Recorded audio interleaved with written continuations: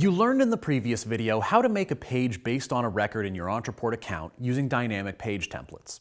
That's really cool, but sometimes instead of making a whole page about a particular record, what you need is a list of records on a single page. You created a page for each pet that goes to your veterinarian clinic.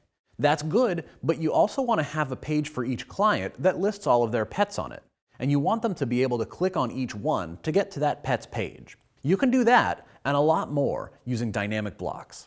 Just as a dynamic page is created for each record in your object, with dynamic blocks, you'll design a block the way you want it to look, and the whole block will be repeated with data from each record. I'll show you how this works. You'll start with just a regular Ontraport page, your pet's overview page. You'll pull in your page header from your global blocks to make it look nice, and then you'll add another block underneath that. This is going to be your dynamic block that lists your pets. Click the gear icon to enter layout mode. You're going to see a new database icon up here. Just as you can convert a block into a global block by clicking on the globe icon, you can now turn it into a dynamic block by clicking the database icon.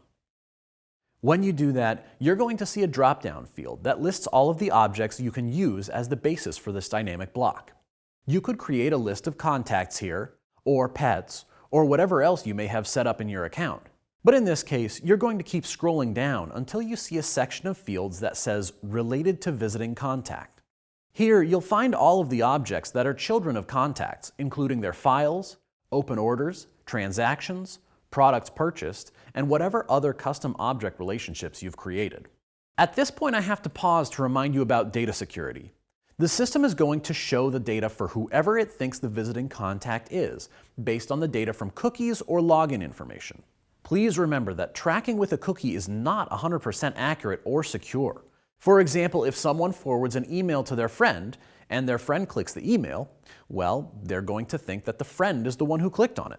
If you've put up a page on the web that lists your contact's files, maybe one of those files is confidential, and the contact's friend is going to be able to see it. So be cautious about what data you use in these pages and blocks. The best plan is to protect these pages by putting them in a membership site. Then people will have to log in with a username and password to see your content. That's far more secure and will limit the exposure of personal data to only people who have login credentials.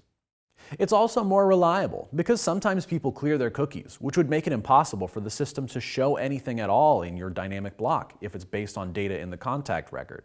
With all of that out of the way, go ahead and select Pets for your object, but not the one from the top, because that'll show all of them. Select the one down here that's related to the visiting contact, since you only want to show the pets owned by the visitor. Okay, boom, that's done. Now you'll see that the system has added Next and Previous buttons. Those are there in case a crazy bird lady logs in with her 47 birds and needs to go through each page to see them all. Loading up 47 birds on a page can take some time, but most of the time people are just going to have 3 or 4 pets at most, so those buttons won't appear. Now you'll design this block just like you did with dynamic pages. Drop a picture on here, a subheadline, then another text section. You'll start by connecting these elements to your database records. When you click on this, you'll see that you can choose from fields in the visiting contacts record or fields from the record that this dynamic block is based on. Choose the latter and then connect this to the main photo of your pet. Next, you'll connect the subhead to the pet's name in the same way. In this text area, you'll do things a little differently. You're going to share 3 different fields from the pet record using merge fields. So just type this out and insert the merge fields using the merge field tool up top, and it'll end up looking like this. So you've designed one block here, and these will get filled out with one of the visitor's pet's data, and the block will get repeated for every pet your visitor has. Let's see what that looks like.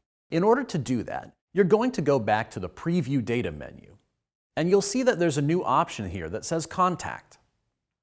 This allows you to see the page as your contacts will. So select Moira Rose here, and you'll see her pets when you preview the page. If you change this to Johnny, you'll only see his pets instead. This is good stuff, but there's something missing. You need the user to be able to click on each of these pets on the list and go to their dynamic page for that pet.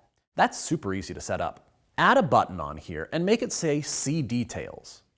Then you'll click the link editor and you'll see a new option here that says Link to a page related to the displayed record.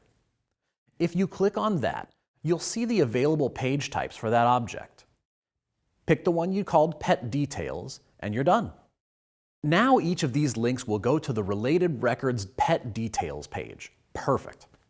I want to show you another feature that's going to be really useful. To illustrate it, imagine that instead of wanting your pets to all be listed together here, you want to separate lists of pets based on the sort of animal they are. Cats in one list, dogs in another, and so on. Being able to filter your dynamic blocks to only include certain kinds of records will be useful in all sorts of different use cases, including many of the common features that I'll show you in a bit. Simply add a condition to your dynamic block so that it only includes pet records where the type of animal is dog. You'll do that by going into Layout mode, then clicking on your dynamic block settings in the left palette. At the top, you'll see that you can add conditions here, and you'll simply add a condition where the pet type equals dog. Click Done. Now when you preview this page, you'll see that there are only dogs here. The next step would be to copy this block and then set up the condition so that you only include cats.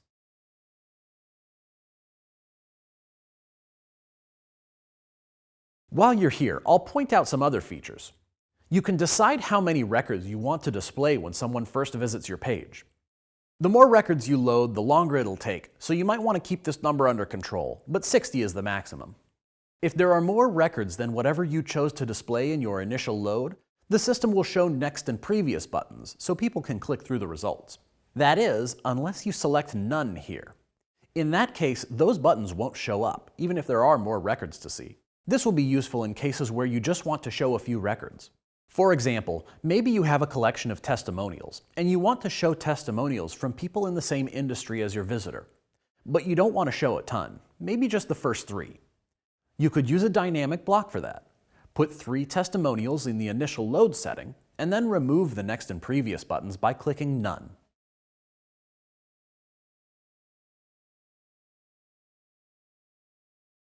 Finally, you can sort the order and direction of your records. This lets you decide which record should show up first. And that's it. Now you've got your list of dogs up top, then your cats. You could even add some headlines between to make it clear. One could say, My dogs, and then you'd copy that, move it down, and change it to say My cats. Very fancy. With that, we've wrapped up our tour of the dynamic blocks features. It's pretty simple, really. But you'll see that when we start getting into the common features section in a few minutes, you're going to get really clever with how you use this stuff to create some very sophisticated apps. Before you do that though, I have a few more subjects to cover. I'm going to explain page types and how to get your pages published and live on the internet in the next video. So let's get to it.